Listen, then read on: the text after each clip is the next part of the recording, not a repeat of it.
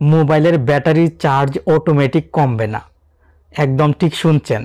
মোবাইলের গোপন কিছু সেটিংস সঠিকভাবে যদি আপনি পরিবর্তন করতে পারেন, তাহলে আপনার যতই পুরাতন অ্যান্ড্রয়েড মোবাইল হোক না কেন, সেই মোবাইলের চার্জ অটোমেটিক কমবে না। আর যখন ব্যবহার করবেন তখন অনেক দ্রুত চার্জ শেষ হবে না। একবার ফুল চার্জ করে লং টাইম ব্যবহার করতে পারবেন। ভিডিওটি স্কিপ না করে শেষ পর্যন্ত দেখে অবশ্যই আপনার মোবাইলে যে সেটিংসগুলোর সাথে পরিচয় করিয়ে দিব, প্রত্যেকটি সেটিংস সঠিকভাবে পরিবর্তন করবেন। টেকন বাংলা চ্যানেলের নতুন একটি ভিডিও প্লে করেছেন আর আমি আছি আপনার বন্ধু নাসিম। মোবাইলের সেটিংসে ক্লিক করবেন। সেটিংসে চলে আসার পর উপরের দিক থেকে চার্জ বক্সে টাইপ করবেন স্লিপ। আমি এই সহজ সিস্টেমে দেখিয়ে দিচ্ছি যেন সেটিংসগুলো খুঁজে পেতে সমস্যা না হয়। স্লিপ লিখলে নিচের দিকে স্লিপ স্ট্যান্ড বাই অপটিমাইজেশন সেটিংসটি চলে আসবে। আপনি এখান থেকে স্লিপ স্ট্যান্ড বাই অপটিমাইজেশন সেটিংসে চাপ দিবেন।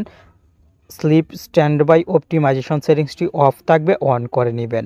এই সেটিংসটি অন থাকলে আপনার মোবাইলের ব্যাটারি চার্জ রাতে অটোমেটিক শেষ হবে না। এখন আবার সেটিংসের চার্জ বক্সে অপটিমাইজ লিখবেন। অপটিমাইজ ক্যাটাগরির দুইটি সেটিংস থাকবে। আপনি অপটিমাইজ ব্যাটারি ইউজে প্রথমে ক্লিক করবেন। অপটিমাইজ ব্যাটারি ইউজে ক্লিক করবেন। অপটিমাইজ ব্যাটারি ইউজ এখানে ক্লিক করলে মোবাইলের সব অ্যাপ পেয়ে যাবেন। Automatically optimize power uses when apps are draining battery in the background. প্রত্যেকটি অ্যাপের সেটিংস যদি অটো অপটিমাইজ করে রাখেন, তাহলে কোনো অ্যাপ আর আপনার মোবাইলের ব্যাকগ্রাউন্ডে রান হয়ে অটোমেটিক চার্জ নষ্ট করতে পারবে না। দেখুন এখানে অলওয়েজ আস্ক দেওয়া আছে। আপনি অ্যাপের নামের উপরে ক্লিক করবেন, দেন অটো অপটিমাইজ সিলেক্ট করে দিবেন। এভাবে প্রত্যেকটি অ্যাপের নামের উপরে ক্লিক করে অটো অপটিমাইজ সিলেক্ট করে দিবেন।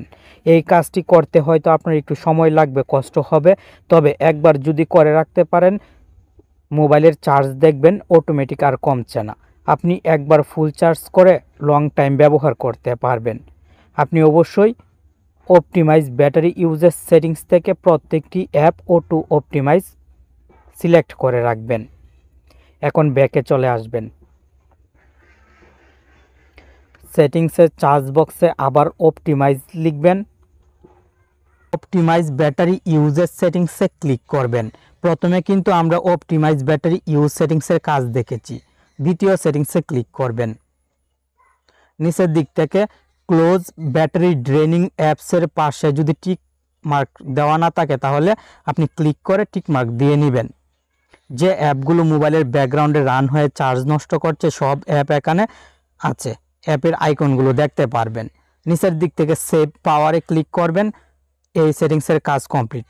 মোবাইলের ব্যাকগ্রাউন্ড থেকে সব অ্যাপ স্টপ হয়ে গেল।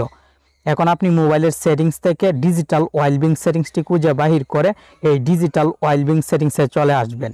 স্বাভাবিকভাবে এখানে অনেক সেটিংস থাকবে। আপনি নিচে চলে আসবেন। বেড টাইম মোড সবচেয়ে গুরুত্বপূর্ণ সেটিংস। আপনার মোবাইলের চার্জ অটোমেটিক শেষ হয়ে গেলে বেড টাইম মোড সেটিংসে চলে আসবেন।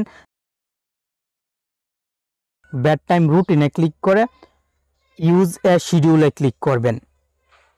স্টার্ট টাইম এখানে সিলেক্ট করবেন। ডিফল্টভাবে 12টা 5 মিনিট সিলেক্ট থাকবে, আপনি চেঞ্জ করে নিতে পারবেন। এন্ড টাইম সিলেক্ট করবেন সকাল 6টা অথবা 7টা। নিচের দিক থেকে 7টি বারের নাম আছে, প্রত্যেকটি বারেই সিলেক্ট থাকবে, চেঞ্জ করতে হবে না। এখন প্রতিদিন রাতে আপনি যে সময় সিলেক্ট করে রাখবেন সেই সময়ে অটোমেটিক মোবাইল বেড টাইম মোডে চলে যাবে। আপনার মোবাইলের ব্যাটারির চার্জ নষ্ট করবে না, কারণ আপনার মোবাইল বেড টাইম মোডে চলে যাবে। শুধু প্রয়োজনীয় গুরুত্বপূর্ণ কলগুলোই আপনার মোবাইলে আসবে সেই সময়ে। আর অ্যালার্ম যদি দিয়ে রাখেন তাহলে অ্যালার্মটি বাজবে, অন্য কোনো অ্যাক্টিভিটি আপনার মোবাইল করতে পারবে না। আশা করি এই বেড টাইম মোড সেটিংসটি আপনি ব্যবহার করবেন। যেহেতু মোবাইলের চার্জ অটোমেটিক কমে যাওয়ার সমস্যা আছে রাতে, তাই এই সেটিংসটি ব্যবহার করতে পারেন।